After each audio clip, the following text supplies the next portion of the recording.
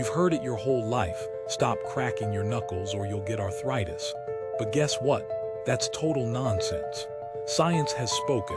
There's zero proof that knuckle cracking leads to arthritis. That popping sound. It's just gas bubbles in your synovial fluid bursting when you stretch the joint. Studies tracking chronic knuckle crackers found no higher arthritis risk than those who never did it. So crack away, within reason, of course.